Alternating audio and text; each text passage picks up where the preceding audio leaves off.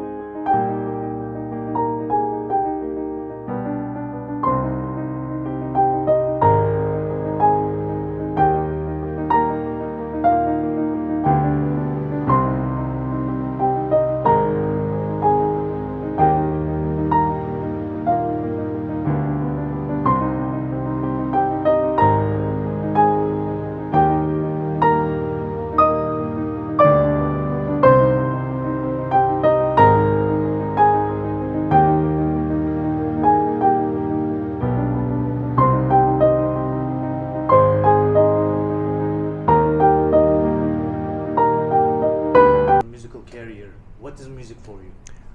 Well, when I was 8 years old is when I took my first piano lesson. My cousin, who was 1 year older than me, lived in New Jersey, and he said, "You have to play piano. Everyone's gonna like, the family's gonna like it, girls will love it." And I said, "Okay, sure, I'll try it."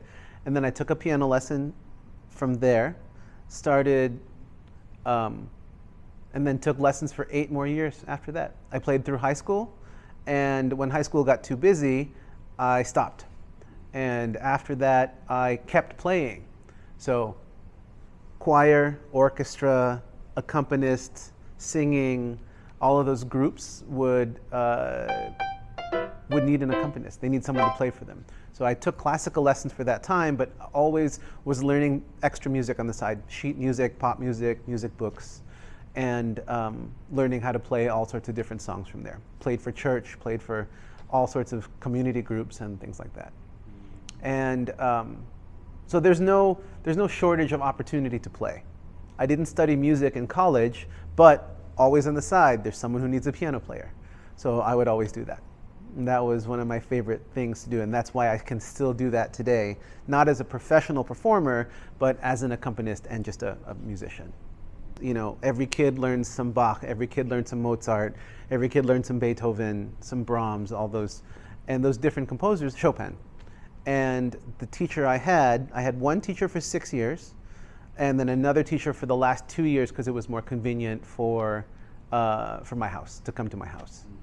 And the teachers, and on the way, there were competitions, there were contests, but I was never the competitive player, because those students study very hard and they practice like 2-3 hours a day and everything. I kind of more wanted to just play.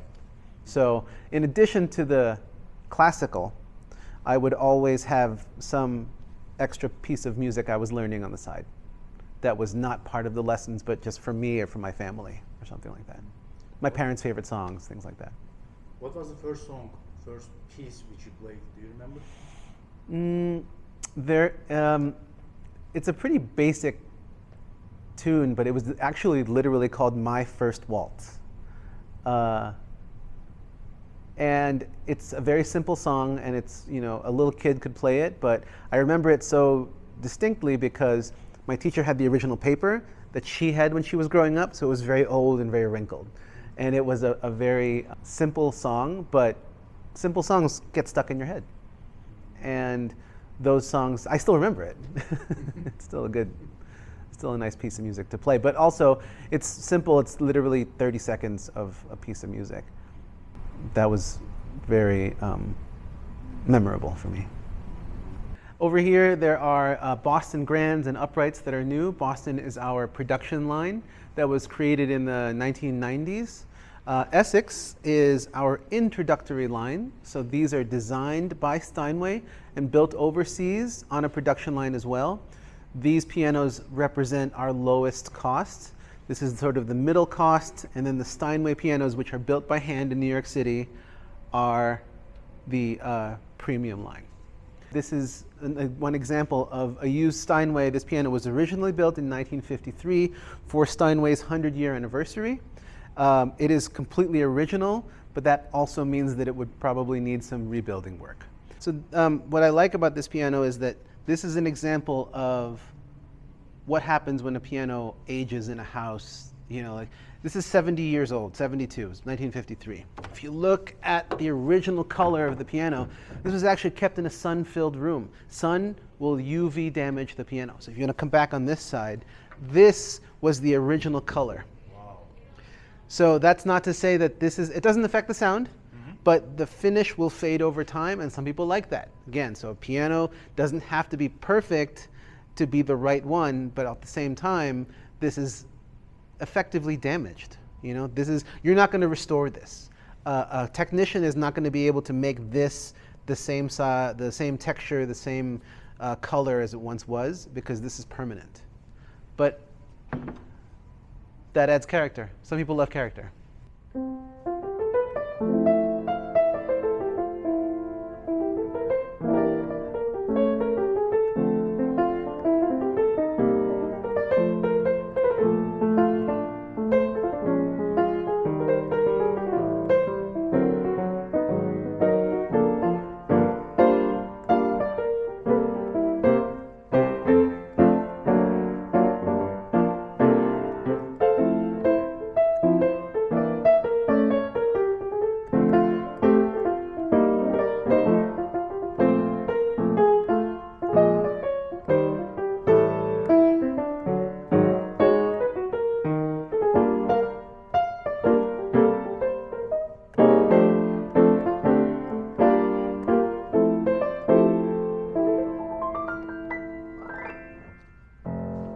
Well, these days I don't really play classical much anymore, but I do play old singer-songwriter, you know, Billy Joel, Elton John, James Taylor, the Beatles, all of those music that's popular at parties. Because that's you play music. Sometimes you play music for the audience. Sometimes you play music for yourself. And when you just play a piece of music that is enjoyable and a pleasure and a comfort to listen to. So I also learn jazz standards as well, because that's not a specific, you're not following an exact sequence of music. You can kind of improvise, or you can play a different section or have a solo or anything like that. It's more free, which is a lot harder to mess up, you know? And another thing that I do like to do is I've been revisiting a lot of old classical pieces, simple things that you can learn very quickly, but it scratches a different part of your brain when you're trying to learn something that's very specific on the notes than just something that's a general structure of, you know, verse, chorus, solo, verse, bridge, chorus, something like that. So you can do everything from something that's very open to something that's very structured and learning the exact notes. So it also helps keep my mind fresh, so I still learn how to read music, remember how to do it, which is hard. A lot of people who used to play, they don't read music anymore because it's hard. You know, it's a language that you don't see in front of you very often. It is harder to remember which finger goes where or why you make that choice. That's why teachers are still important. There are adult students who still study with teachers, and they're not professionals. They just want to make sure they have the right technique. They want to make sure they're breathing properly. They want to make sure they're doing everything the right way. But you don't have to do that. That's why every musical journey is different. Breathing is important when you play piano? Yes. One of the hardest, because when you are, it's almost like singing when you are playing a passage or articulating a section. You might want to make sure that you have the energy to get through it, whether it's in your hands or, you know. And that's not something that's taught very easily, because learning the notes is hard enough. Learning the fingers is hard enough. And then you have to think about expression and intention and story and everything like that. If the piece was supposed to be sad or dark, are you playing it so that it sounds the way that it is, or are you playing it so that you're reinterpreting it differently because you feel that that's how it comes out of you? When you have a teacher who's teaching you how to do it, they will often say, well, this is what the composer wrote and this is what you follow. But then once you know it well enough to play it from memory, backwards, forwards, you can start adding your own touches to it. But the important thing is to learn it the way it's written first. It's like following a recipe. Once you do that, then you can say, okay, this section needs different. This section I can do more. I can pull back. I can be louder, softer. So this is an example of the difference between a grand piano and an upright or vertical piano. On a grand piano, the keys are longer, and when you press a key down, the hammer hits the string and comes back by gravity. On an upright piano, the soundboard is vertical, so that's why they're also called vertical pianos. And when you press the key, the hammer hits the string and gets returned to normal with a spring. And you can see that the key is much shorter, but that also makes the piano more compact in terms of space. Do you think everyone has a song inside them, even if they never written or played one? That's a very good question, because a lot of people claim to be, oh, I don't know music. Oh, I am tone deaf. That is, oh, I can't sing. That is, it's possible that you were never trained, but I also go back on, I look at the research that says that humans have a natural ability to, humans and animals have a natural ability to hear, mimic, and reproduce a sound. And what do you call that? That gets very deep and philosophical, because that's what is music. A bird singing the same song over and over again, they're doing is they're calling out to other birds, but that other bird hears it, recognizes it, repeats it, and then the message gets sent along. So playing an instrument or singing or dancing to a certain extent, some people have a talent to do that, and some are held back for whatever reason. They're scared. They don't want to invest the time, the money, the effort, because it's difficult to do it right if you want to do it right. And then there's people who just close their eyes and naturally it just comes out. So that experience is as different as we are of different people. It used to be that you could tell a New York Steinway from a German Steinway because of this shape. The German pianos always had a more rounded arm, and you could tell New York, that's New York. But now, today's Steinway is all the same. This is how it is both in New York and in Hamburg. So the owner of this business has been in the music industry since the 1950s. We used to carry all different piano lines, different manufacturers, all uprights, grands, electronic instruments, piano lamps at one point. But when Steinway, this is an independently owned dealer. So there are only about, I believe, 75 of us throughout North America. And the corporate dealers owned by the Steinway company are in the Northeast, in Florida, in California, and some other places in the US. But this, our dealership in Steinway, Austin, and San Antonio are owned by the same group. So similarly, Dallas and Houston and Tulsa, Oklahoma are owned by a different group. So the two of us carry Texas. And Steinway has been around since 1853, built in New York. And the current factory's been around since about the 1870s. And then the Steinway created 3 different brands. So the Steinway & Sons pianos are built in New York by hand. The Boston line of pianos is designed by Steinway but built in Japan. And the Essex line of pianos, which has been around since the early 2000s, is our introductory line. So those are designed by us and built in a factory in China. And all of those pianos represent the Steinway sound and the brand and the structure and craftsmanship and all of that. And then we also, in our recital hall, we can host performances for up to 80 guests. There's always a Steinway on the stage. Our main cabinet workshop is back here, but most of our performances are held with the Steinway on the stage.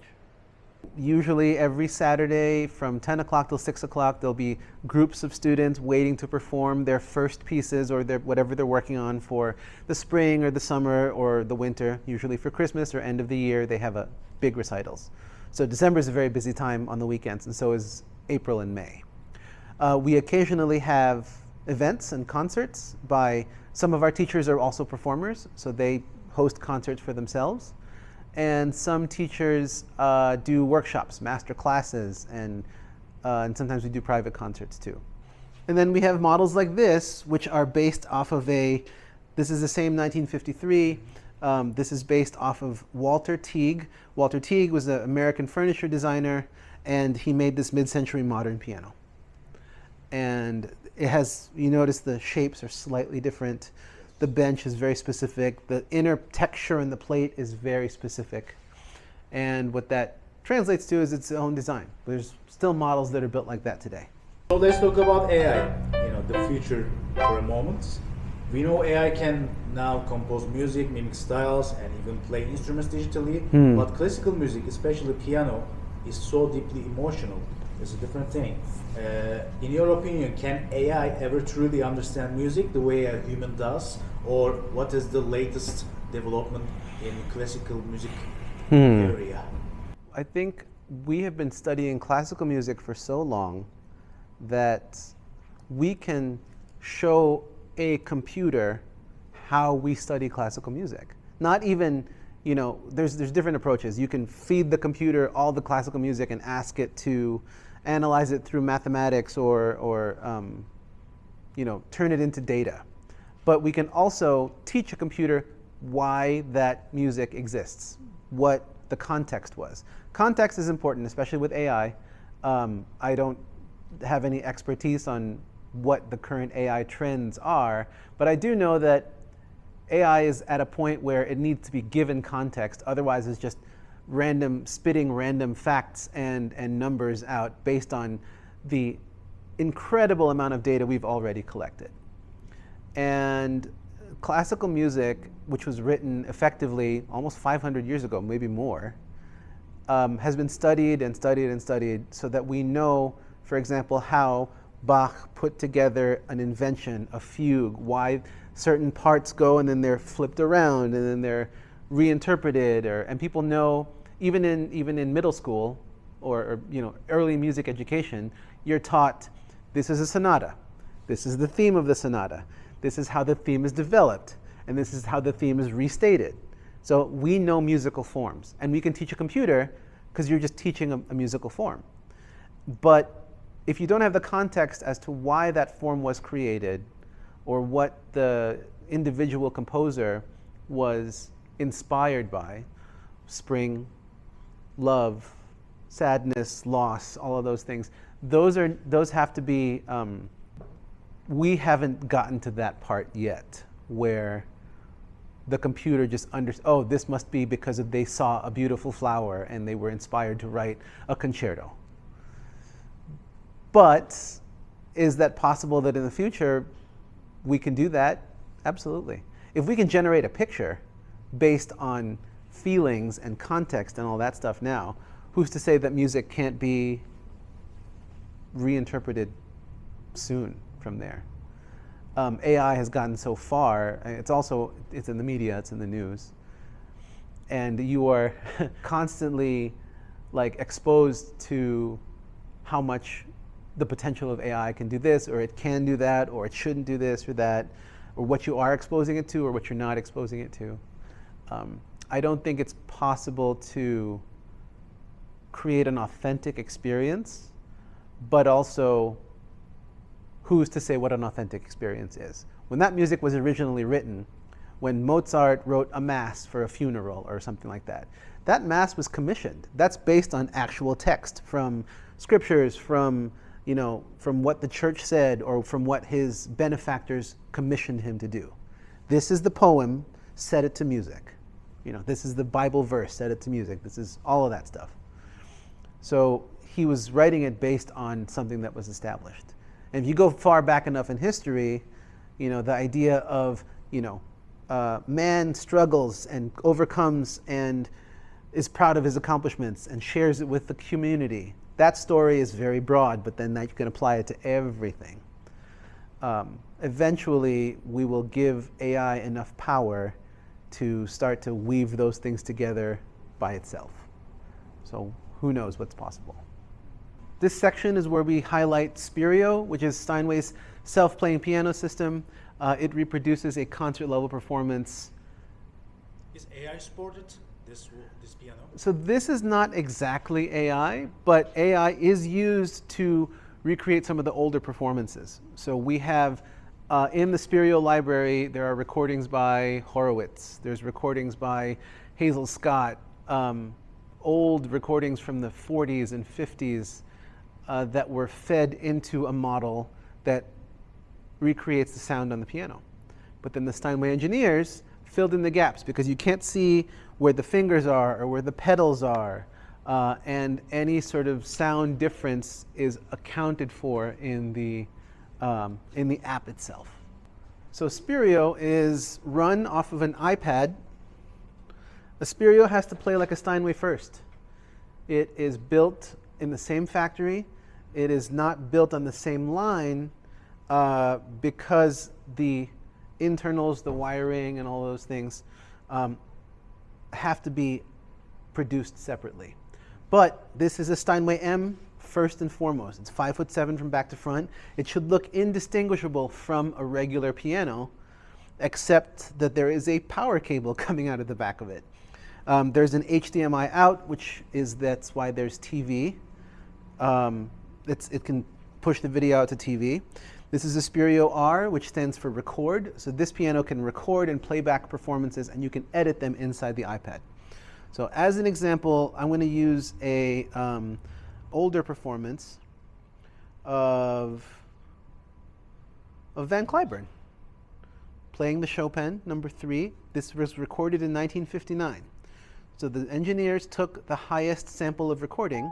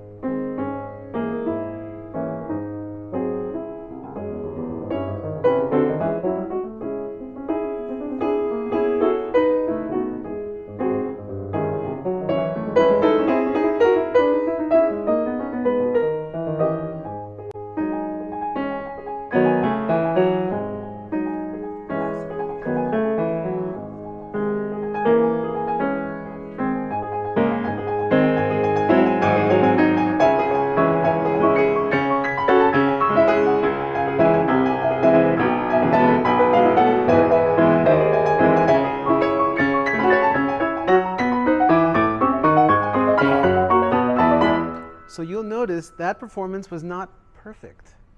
The goal is not to create a perfect performance. The goal is to create it exactly how he played it. And that's probably my favorite part, is that a live performance has its own magic to it. You can't reproduce that performance because he's not going to play it the same way each time he plays it. He's not a robot. But that's the trick, is how the engineers make it seem like it's a natural type of performance. So the computer, I should say, the piano interprets it that way. But you can see that it's able to capture that much more detail because the Stereo can capture over 1,000 levels of volume. Now, standard MIDI is 0 to 127 levels of volume, which is still plenty, but it still sounds like a recording or of a computer or a robot playing, essentially. Player piano technology is not new. Ever since you can push the pedals or run a pump, or there's some mechanism pushing the back of the keys, making them play. Stereo takes that to a different level and is able to recreate exactly how the performer recorded it. Now, what this can do that's different is that this can record. So if I were to record and play something, just a sample.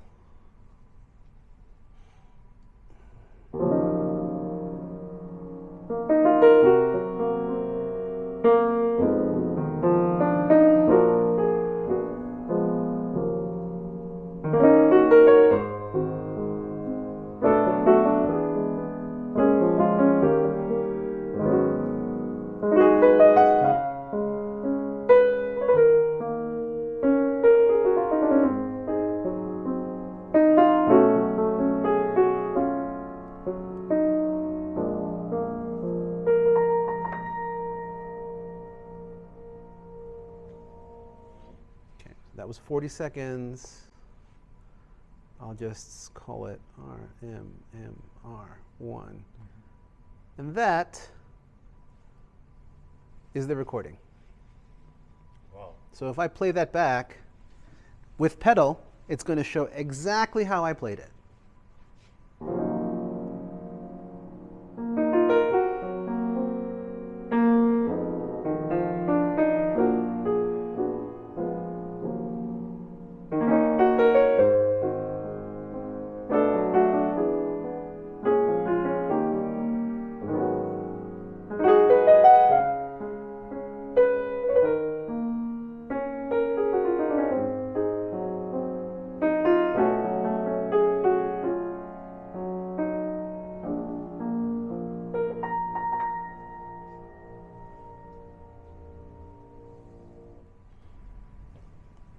And I can edit that same recording, make any note louder, softer, make it go slower or faster, because all of that is just information. It's data. There is effectively a computer run by this app inside the piano. This can be exported to MIDI, to MP3. It can be uploaded into a cloud service that Spirio has and downloaded on a different piano. And you can edit it on that piano too. So this is what these, but only on the record models. So these carry a little bit of extra cost on top of a plain piano, which can do all the videos and all the library and everything. But the record can just do that. Most of our clients who buy Spirio records are players themselves. They want to immortalize a performance. They want to have someone who, maybe they're accompanying somebody and they want to play that and keep that forever. We've had grandparents who want their grandchildren to play the piano and record on them, and when they leave, they can listen to them again. Yeah. So that was not the original purpose, but people find all sorts of clever uses for it. Yeah, it's going to be good memory. Mm-hmm. Past, like a Black Mirror episode. Oh, absolutely. That's, yes. Build your dream band, dream quartet, dead or alive. Quartet. Ooh. Yeah. So it can be orchestra. It's super band. Drums, bass, guitar, vocal, and also I would like to pick a song. This quartet will play that song. Oh. What would you be? Okay. Well, the first thing that comes to mind, just for some reason, is there's this jazz quartet I played with in college, and it's not that all of us were extremely technically skilled musicians.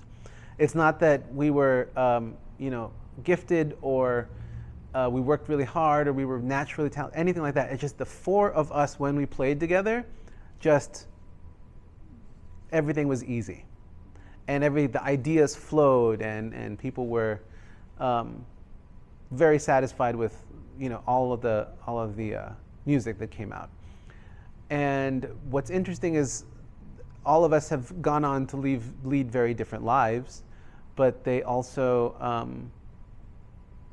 you just remember that, wow, when we all played together, that was a really good group of people that you remember. It's interesting as someone who plays versus someone who wants to see, like, of course I can put together a group of musicians who I just want to see play versus a group of musicians that I want to play with myself. Because once you read the history of how those musicians interacted with each other, sometimes you don't want to play with them because it's it's like, oh, I can watch you, but I couldn't deal with you on a one-on-one kind of a basis. What they say, never meet with your idols? Yes, so I've definitely, see, it's a gamble, and I've seen this over and over again. It's a matter of luck too, 'cause sometimes you're in the right place at the right time, meet the right people, and in the moment, you don't want to tell them, wow, this feels so right. We're having a moment right now. Because that kind of ruins the moment. Sometimes it has to be off the cuff, has to be spontaneous. But there are plenty of musicians who can't do that, not because of skill, because they're not comfortable. They want to play what's on the list, play it perfectly, get it right. And this is every genre, classical, rock, jazz, movie music, video game music. They just want it, what's on the page.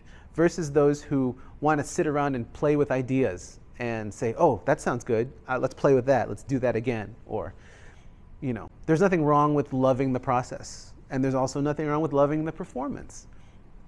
Personally, sometimes I play my best when you're a little bit on the edge of your seat and, you know, like you're not 100% sure what's going to happen. You just know that when it happens, you're going to be ready. You have the performance mindset. But also, when you know everything that's going to happen and you just sort of let it come out, that's great too. I can't say I prefer one over the other. It changes a lot how you feel about it. Your dream quartet, you and your friends. My jazz friends, this is from about 25 years ago. Wow. So I guess for me, people ask, you know, and from my previous career, do you miss working in such a different environment in New York City, beautiful restaurants, Michelin stars and all that? I do, but more importantly, I do miss being young enough to enjoy that and not having to worry about responsibility and home. And there's nothing wrong with that. This is what I want now. But I do remember that. And I remember how much fun that was because I could put all my effort into that and not have to worry about certain other things.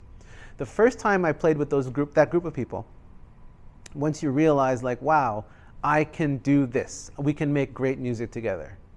Then that is, you know, and for some people it happens early, some people it happens later.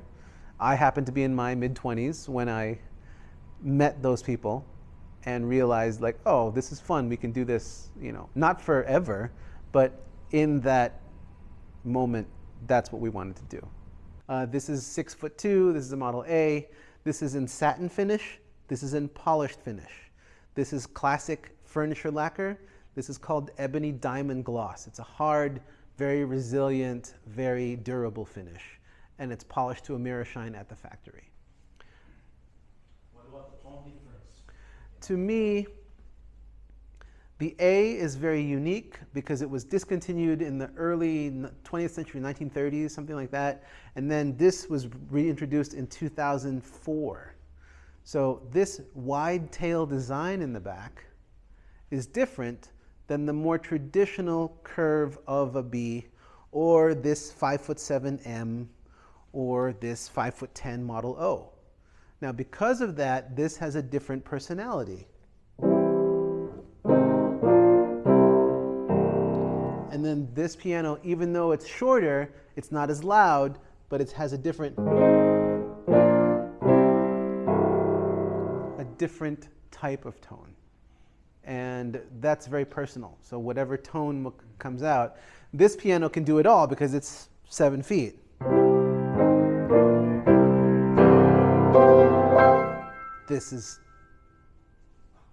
You can still hear it. So that's kind of what the biggest part of a larger piano can have a bigger sound because it's a bigger speaker. For Essex pianos, just as an example, a baby grand Essex would start in the $16,000 range, $15,900. For Boston, it's about $28,000, $29,000. For Steinway, those pianos, the smallest baby grand currently available starts at about $92,000. And the hand-built quality uses the finest wood in the world, it takes a year to build one. It takes 3 months just to bend the wood for the surrounding rim of the piano. Do you have tuning service for the piano owners? We do. We tune any piano, actually. That's a great question because I would love to say that we just move the pianos that we sell or we tune the pianos that we sell, but our services are available to anyone who's looking for a professional piano mover, a technician. Our technicians do very well. They do great work. They tune for the symphony, they tune for the jazz clubs, they tune for the colleges and private homes. And they are available to be scheduled through us also. And that is the most important, to be able to maintain a piano. That's probably one of the most difficult things to come across, that a piano is only as good as how it's tuned. Yeah, exactly. a lot of people think that they need to tune their pianos when they go out of tune. In fact, if a piano sounds like it's out of tune, that's too late. You should tune a piano at least once a year, preferably twice here, because when it gets hot, you want to tune it. When it gets cold, you want to tune it, because you're making sure that strings remain in tension. And if you let the strings get too loose and you pull them, that's like putting extra unnecessary strain on the instrument. Twice a year is ideal. And every 6 to 8 months, just to get the piano properly maintained, and also cleaning too. Like, people don't realize that you have to clean your piano, or it helps to keep it clean. Dust doesn't hurt the piano, but like anything, if something is clean, it means that it's also well maintained, and someone is at least checking to make sure that everything is working properly. There are over 12,000 parts in a grand piano. And an upright, there's thousands of parts as well. In each key, at least I know for Steinway, there are 55 parts, one key.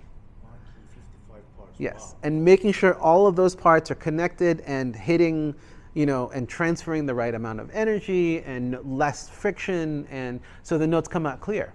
Because the last thing you want is a piano that makes it difficult for you to make music. The bottom line is that you are making a sound come out of it. You're making that happen. And if the piano can't do it because it's not functioning properly, this is obviously a stretch, because plenty of pianos play just fine. They're just not perfect. They're not as well maintained as they should be. So if you do the proper maintenance, the piano will help you play better. And if you don't do it, it will prevent you from playing the sound that you want to come out. So that's another reason that the best pianos are the ones that stay out of your way. Most pianos stay in tune with themselves. It's not, for the most part, every quality piano is not one key or one section is going to go out of tune. That could be an indication of a bigger problem of the insides. But because most pianos stay in tune with themselves, most people don't think the piano needs maintenance because it sounds fine. They'll always say, oh, it sounds fine, I enjoy it. But when you realize that a piano that's tuned sounds better, and you're making it last longer, and you're making more of your investment, you're making something that you spent, hopefully, the right amount of money on, will continue to last as long as it can. And when you realize that, oh, this can be better, then it becomes worth it to make the expense of keeping it taken care of. In the studio, in the gallery, I mean. So what are the biggest challenge which you experienced or you faced? Well, here, Austin is a wonderful market. Austin has people of every income level, people of every accomplishment, people of every industry. And when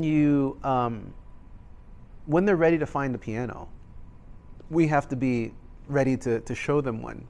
I think the challenge, as in with most music, is finding the right instrument for a client. Because I like to say that a piano that's perfect on paper is not perfect in real life. You might not like the sound, you might not like how it feels, you might not want to spend that money. Budget is super important.